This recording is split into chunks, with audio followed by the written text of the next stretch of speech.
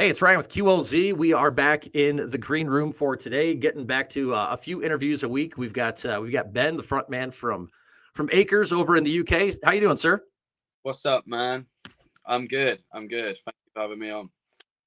Absolutely. Like I told you, we've got you coming up on the Art Spotlight, a feature we do to highlight, new bands, up and coming bands, or bands that we want our audience to know more about. We got you guys on our new music show Saturday night called New on Q with a track called "Staring at the Sun." And Ben, anytime we have somebody on, we're kind of highlighting some songs like this. What's something you want our listeners to know about this track? Kind of whatever angle you want to take it from. What's something you'd like our listeners to know about it? Yeah, I mean, like, it's done, and I feel like it was very important for me to keep some kind of ode to the old Acres and kind of the old sound. And Staring at the Sun is there's a couple on the record which older fans of Acres will definitely appreciate, and Staring at the Sun was definitely one of those. So yeah, it was really exciting to put that one out. So now you guys have a couple of tracks on it. I know Bloodlust is out there right now. Staring at the Sun is out there as well. You guys have a couple of music videos for this. So tell me about these the music videos. I know it's in the same setting. Are you guys trying to tell kind of an entire story here with the music videos as well? Yeah, it's the record's not so much of it's not a concept record, but I think it's definitely the closest thing we've done. And I loved something we've never done, which I love the idea of, is tying all of these videos in together. So every video for this single having a similar meaning, and to kind of initially I wanted these videos to follow each other on, but we've actually done it backwards. So when they're all out, it will tell a story, but you'll have to play the singles backwards to kind of get to the ending, which is super cool. And I find it very interesting and love it when bands do that, when everything ties in. And Jamie, who directed the videos and we've been working with, just was amazing at kind of bringing in the original visions I had to life, which was, I wasn't sure if it was possible, but him and his team did such a good job of like bringing it all together. That's awesome. I'm curious. You're telling the story kind of backwards here. Kind of what was the reasoning for doing it that way? It just fell that way. There was no originally it wasn't going to be that. There was no kind of story. We just wanted two videos in the setting, kind of in the same realm. And then we started, as we were on the set, started flowing videos for number 3, and then started flowing ideas for number 4. And then it was kind of like, these would be really cool if they tied in. And yeah, there's like sneaky bits throughout the videos that you may not see, that when they're all out, you may get it if you watch them all together. Okay, I like that. You mentioned there's 4 videos. Do you want to do one for every single song on the record? Are we ending at 4, or what are you I guess what are you allowed to tell me about that right now, of how many videos to expect here in this series? I mean, so far there's 4. It's the whole way we've been doing this is kind of different. Some people won't get it, some people will, which is cool. Obviously, some people have seen that the initial record drops of 7 songs. Some people have said, "Oh, it's not a full length," but that's not the end of it. There's more to come, and it's kind of the way we wanted to do it is because we just done an EP last year, and while we were in October recording the album, the EP got announced, so that's still pretty fresh. And we didn't just want to go and record an album, have it start rolling out in February, and then be done by April fully. So we just wanted to come up with some cool, interesting things that we could do, which were different to what we've ever done. So kind of initially dropping it with 7, and then having more to come, which is cool. And then doing some more videos for that side. There's a whole other bunch of songs which to come out later in the year, which are super cool as well. Awesome. And I know the host is coming out here on May 2nd, but I got to ask, what were you guys eating in the Bloodlust video? What they have on the plates there for you guys? What were you enjoying in those videos? It was supposed to. It was human. It's okay. It was just. I was just like, I want cannibals, and I want it to be dark. I want it to be sexy, and but on it was watermelon covered in blood. So. Okay. All right. Yeah. All right. There we go. How'd it taste? Did you guys eat a bunch of it, or how good was it? I wasn't eating it. No way. It just sat on my plate, No. and I was like, no, I'm not eating that. But I felt that John, the main actor, just kept getting like stocked back with it. He would eat a bit, and they'd be like, "Here's some more. Let's do this scene." And I felt so bad for him, and even at points, I remember I was nearly sat next to him. I couldn't watch him eat it because it was making me urge, and I felt so bad for him. But he took it like a champ and just so professional. That's awesome. How many takes did he have to do then? How many times? Do you know? Do you count how many times he was eating and how many takes and how did he eat an entire watermelon? I guess that day he a whole full one. I mean, pretty much. We were there a good couple of hours on that take, and they just kept cutting slices, and then what they would do is cut that slices into cubes, and then just restock his plate and just be like, "There's more. We need this." And like, bless him, he was there till about midnight. We started shooting at night because we did Staring at the Sun and Bloodlust both in one day, and he arrived at 9 and left the set at midnight. So he worked that video. It was such a long day for him. So I really felt for him, but yeah, he crushed it. That's good.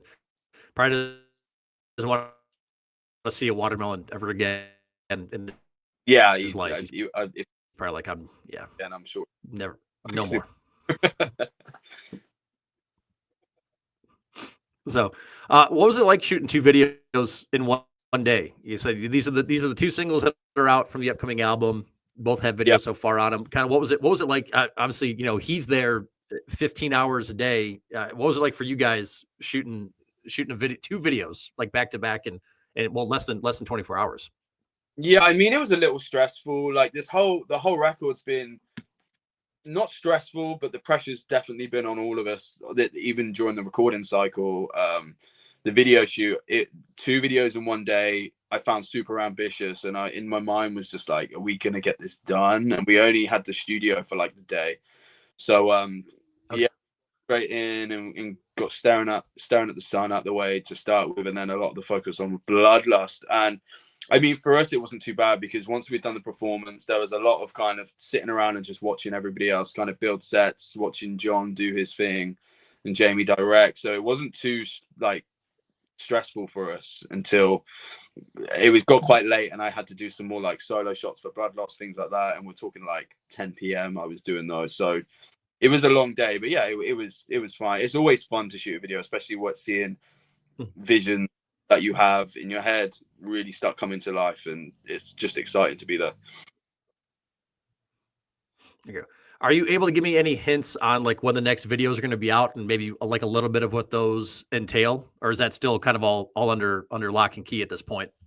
Yeah, I mean, the next single to come out is Built to Bleed, and that comes out on the 11th. So the video drops with that, and everything is very like supposed to be very dark. Like Bloodlust was quite dark, and it kind of all ties in. If you see the artwork for the host, you can see that there's a church in there. So the visuals for us that is what's inside the church, and there's a tiny the guy you see in Bloodlust with the spikes in his head. If you look closely at the host artwork, he's right in the background walking in. So it all kind of tells a story, and these scenes were supposed to be in the church that something's happening. So Bloodlust, Built to Bleed is the kind of initial the first kind of the setting for this, and it's very like Blair Witchy, which I'm excited about. I've not seen anything, and I wasn't present on the shoot, but the treatments were great, and yeah, like kind of Blair Witchy horror, which is I love. So I'm really excited to see it. Awesome. Have you been to the woods where all that took place? Have you ever? I know you guys have played in the States, a few times with some tours and whatnot. Or have you actually been to those woods out on the East Coast? Where the artwork was shot, is that what you mean? Or no, for the Blair Witch Project. You say you're a big Blair Witch guy. Like, have you been anywhere in the U.S. like where those supposedly all took place? No, I don't think so. Where was it based? Okay. Where it is based? I think I think on the East Coast somewhere. I don't know if it's, I can't remember if it's like Baltimore, Maryland, somewhere out there. I think it's somewhere on the East Coast. Oh wow! So we were in Baltimore a couple of weeks ago. I wish I'd I think, googled that. Love to have gone and visit and had a look, but okay. no, we've not been there. But not, I would love to go.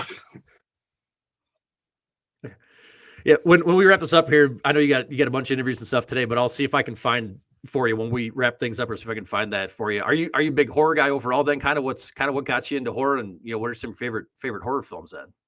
Yeah, I mean, I do like horror. I'm not a big horror fan, but I love Okay.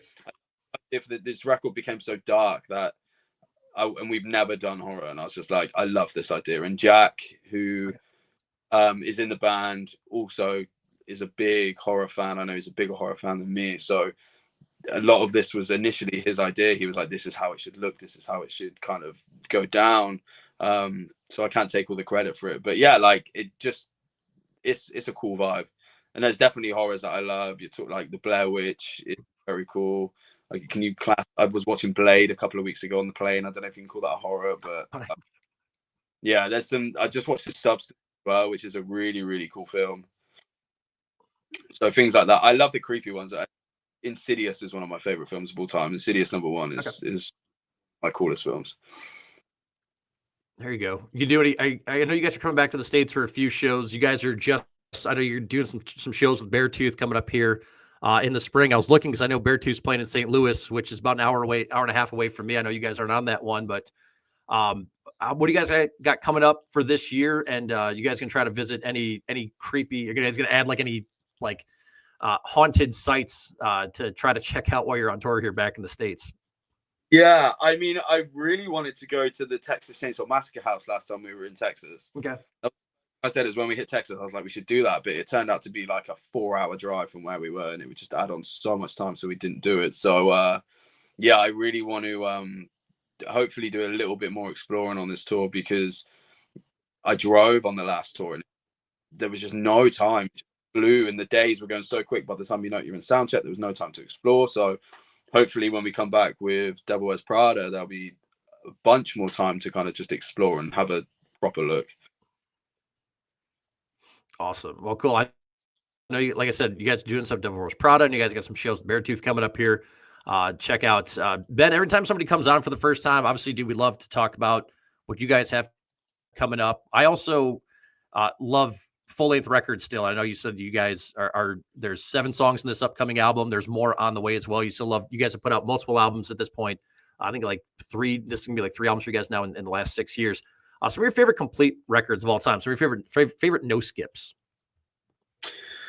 Album wise, so one of my favorite albums of all time is an album by the band Him, and it's Deep Shadows of Brilliant Highlights. That's absolute no skip for me. And I mean, I still am, but I used to be such a big fan of Him. Every record that they did was a no skip. There was not a song I would skip. I love them all, like, which is wild. Every record up until Dark Light, I loved, and anything after that I kind of fell off, but every single record by them was a no skip, which is wild. Awesome. I love it. I love answering this question. I think you're one of the first people I think to say Him for this one. I saw them years ago, open up for Linkin Park. It was like 2007. I knew a little bit about them, and then it was like you watch them on stage, and I was like, oh, now I know why so many people are a fan of these guys. Like the stage presence and just the sound and the vibe and everything was great from them. So yeah, I mean, definitely I loved that band and that record, Deep Shadows Brilliant Highlights.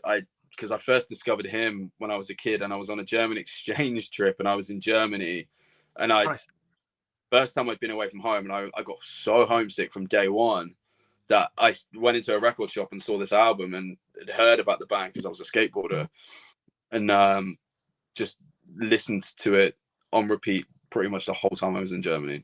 And that was like an absolute coping mechanism for me being away and being homesick from the family. So, and then just fell in love with the band ever since. And like I said, every record they did, it was just a no skip for me. I loved every. It wasn't a bad song. yeah.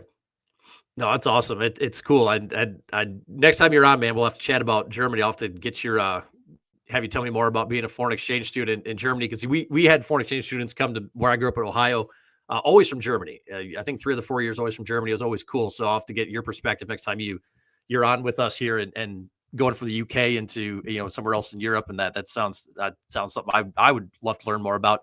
But Ben, before I let you go, man, plug your socials, website. Where can everybody support you guys? You got more shows coming up, merch, more music, all that good stuff. Where can everybody follow you guys?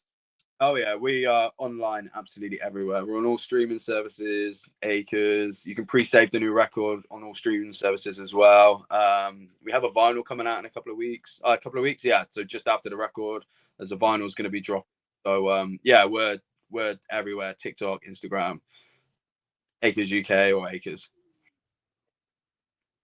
Awesome. And again, Monday we have you guys on Staring at the Sun, 8:30 our time here in Illinois. It's 2:30 for you guys from the UK. Then this Saturday night, New on Q, adding you guys on there as well. So, dude, Ben, congrats on everything, man. Appreciate you taking the time. Thank you so much, man. Thank you for having me.